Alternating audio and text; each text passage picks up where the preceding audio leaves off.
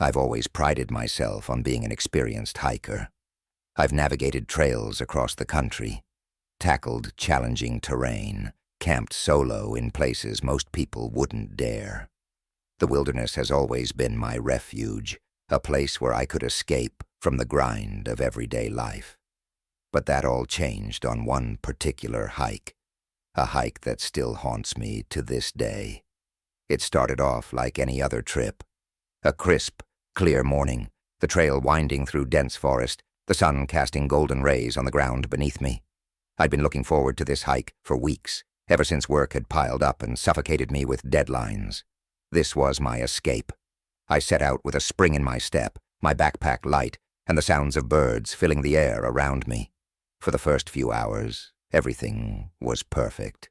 I followed the trail with ease, occasionally stopping to admire the view or take a swig from my water bottle. The forest was alive with the chatter of wildlife, the rustling of leaves, the distant sound of a stream. I was completely at peace. But then, somewhere around midday, things started to feel off. The air had been fresh and invigorating all morning, but now it felt thick, almost stifling. The sounds of birdsong that had accompanied me vanished, replaced by a heavy silence. At first I tried to shake it off, attributing the change to the heat of the day or my own imagination. But deep down, I knew something wasn't right. The atmosphere had shifted. It was almost as if the forest itself was watching me. I kept walking, telling myself it was nothing. I'd been in these woods dozens of times before, and I'd never encountered anything remotely dangerous. But as the hours dragged on, the unsettling feeling only grew stronger. The silence pressed down on me, so intense it felt like a physical weight. The trail, once familiar, now seemed more like a maze, each turn leading me deeper into an oppressive darkness. Then, out of the corner of my eye, I saw it. A flash of movement, quick and unnatural. My heart skipped a beat. I stopped dead in my tracks, scanning the underbrush for whatever had just darted between the trees. But there was nothing there. The forest around me stood still, unmoving, save for the occasional sway of branches in the breeze. I told myself it was just a deer, maybe a trick of the light. But the hairs on the back of my neck stood up. Something didn't feel right. I had the unmistakable sense that I wasn't alone. I continued walking, but now every step felt heavy, my legs weighed down by an invisible force. My senses were on high alert, every rustle of leaves, every snap of a twig, sending a jolt of fear through my body. I kept turning around, expecting to see something, someone, anything following me. But the trail behind me was always empty. At this point, the sun was starting to set, casting long shadows across the forest floor. The temperature dropped sharply, and with it, my unease deepened.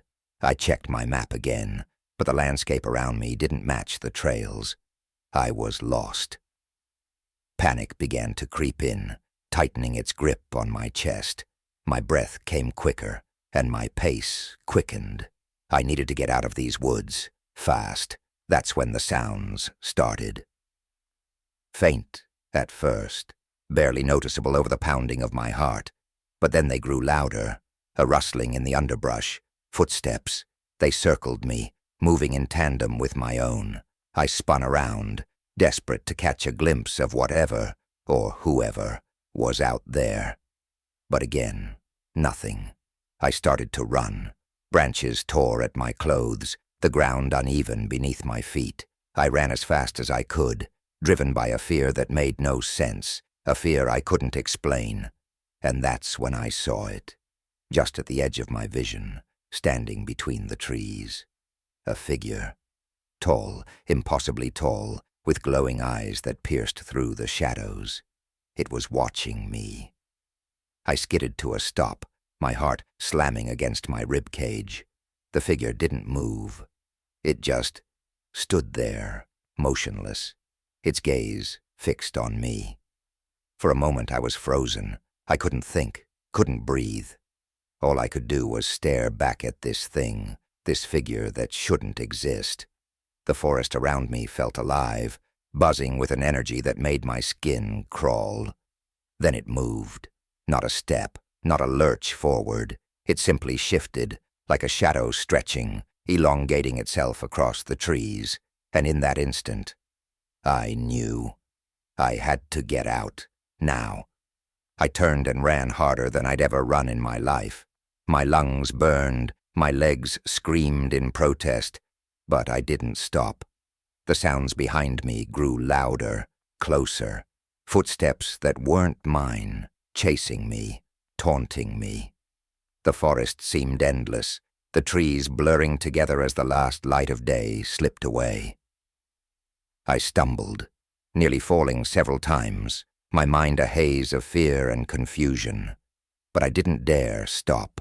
Finally, after what felt like hours, I burst through the tree line, the parking lot, my car, salvation. I threw myself inside, slamming the door behind me. My hands shook as I fumbled with the keys, the engine roaring to life as I tore out of there, the figure still etched in my mind. I never went back to those woods. To this day, I don't know what I saw, what was following me.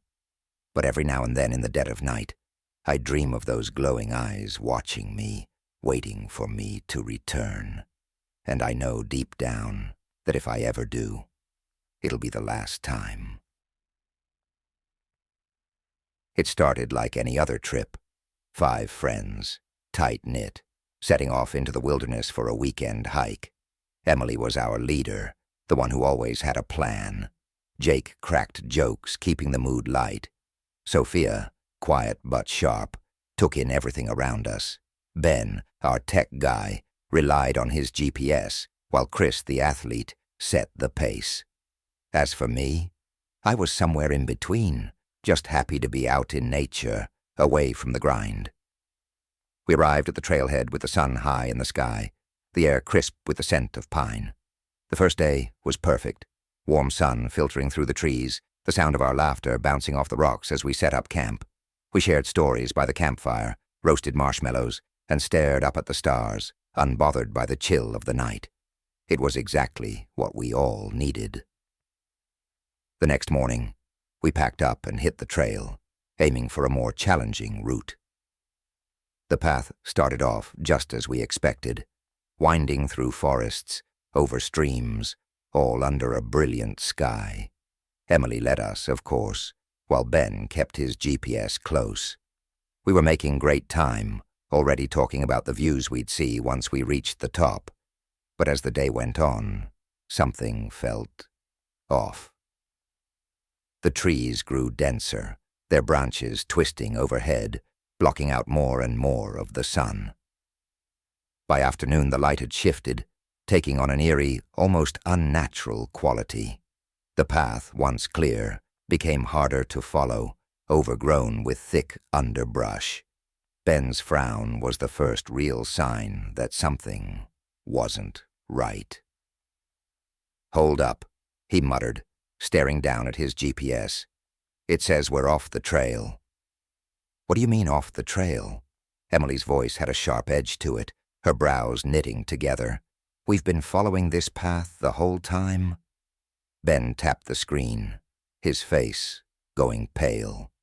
"We're miles off. I don't get it." That was when the unease set in. We huddled around Ben, trying to make sense of the situation. His GPS couldn't be wrong, but we hadn't left the trail. We tried to retrace our steps, but every turn led us deeper into the thick, dark woods. It was as if the forest itself had shifted, swallowing the path whole. By the time the sun dipped below the horizon, we were lost. And not just physically. Something about the place felt wrong. The air grew colder, the wind biting, carrying with it a faint, foul odor. The usual sounds of the forest, the rustling leaves, distant birds, had gone quiet, replaced by something darker, something I can't even describe. "We need shelter," Emily said, her voice tight. None of us argued. We pushed on through the undergrowth, our flashlight beams barely cutting through the thickening darkness. Then we found the cabin. It was old, barely standing. The windows were boarded up, the door hanging off one hinge. But we didn't have a choice.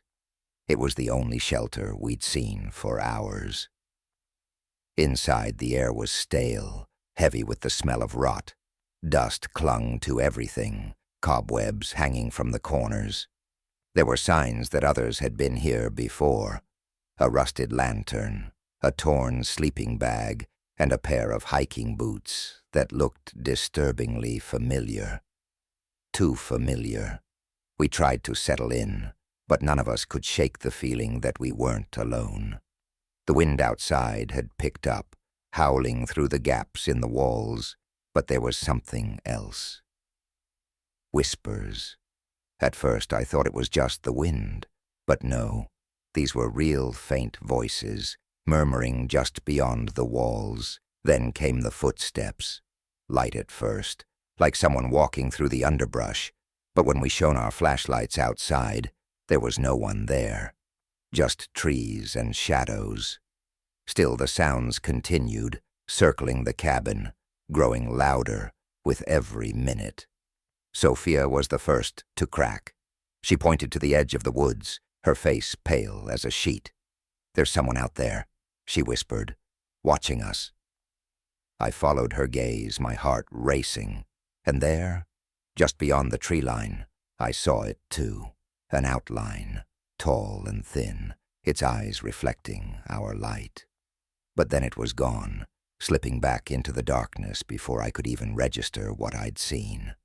That's when the disappearances began. Chris was the first. One minute he was sitting by the boarded-up window, trying to stay calm. The next, gone. His flashlight lay on the floor, still on, but there was no sign of him, no noise, no struggle, just gone. Panic set in. We searched the cabin, called his name, but the forest outside had swallowed him whole. And then Jake. One second he was making some joke, trying to lighten the mood, and then nothing. Just silence, his laughter cut off like someone had flipped a switch. It was down to just me, Ben, Emily, and Sophia. Emily tried to keep it together, tried to lead us out of the cabin, but the forest wouldn't let us go. Every path we took twisted back on itself, leading us right back to the cabin. It was as if the woods were playing with us, keeping us trapped in its grasp. And then, Ben, his GPS, the thing he'd relied on, had betrayed him. We found it on the ground, still on, but no sign of Ben. It's just me now, me and Emily. The whispers are louder. The footsteps are inside the cabin now. I can hear them behind me, but I can't turn around. I can't move. I'm writing this in the hopes that someone will find it. We'll know what happened to us, but I don't think anyone will. The thrill of our anniversary weekend in the Appalachian Mountains quickly turned into something far more sinister. Sarah and I had always been the adventurous type, craving the serenity of nature and the thrill of exploring untamed territory. Our journey began on a crisp Friday afternoon, filled with laughter and anticipation. The drive was long, but the promise of a secluded camping trip in the heart of the mountains kept our spirits high. We arrived at our campsite as the sun dipped below the horizon, casting elongated shadows through the towering trees. The air was cool and fresh, with the only sounds being the distant calls of nocturnal creatures and the gentle rustling of leaves. Setting up our tent was straightforward. It was a sturdy canvas dome designed to be our refuge for the weekend. As night fell, we kindled a roaring fire, its flickering light warding off the encroaching darkness. We cooked a simple meal of grilled chicken and roasted vegetables, our conversation flowing effortlessly as we reminisced about the journey that had brought us here. Later, wrapped in our sleeping bags, we gazed at the star-studded sky, our fingers intertwined. The peace of the moment was palpable, and we drifted off to sleep with a deep sense of contentment. But that tranquility shattered in the dead of night. A low, guttural growl cut through the silence, dragging me from my sleep. My heart raced as I sat up, my eyes straining to pierce the inky blackness beyond the thin fabric of our tent. "What was that?" Sarah's voice trembled beside me, barely more than a whisper. "I don't know," I replied, my voice sounding foreign even to myself. I fumbled for the flashlight, my hand shaking as I turned it on. The beam cut through the darkness, revealing only the silhouettes of trees swaying gently in the night breeze. I was desperate to reassure Sarah, though deep down I knew something was terribly wrong. The growl came again, closer this time, accompanied by the unmistakable sound of heavy footsteps crunching on dry leaves. My stomach churned as I unzipped the tent flap, pushing the flashlight's beam into the forest. Shadows danced menacingly, but there was no sign of any animal. My mind raced through possibilities, a bear, perhaps, or a wild boar, but the fear that gripped me was primal and unrelenting. I couldn't shake the sensation that we were not alone, that we were being watched, or worse, hunted. We decided to take turns keeping watch, our senses heightened by the oppressive darkness and the eerie sounds that seemed to swirl around us. The night was long and fraught with tension, each creak of a branch or rustle of leaves amplifying our fears. I kept the flashlight clutched tightly, my grip sweaty and trembling.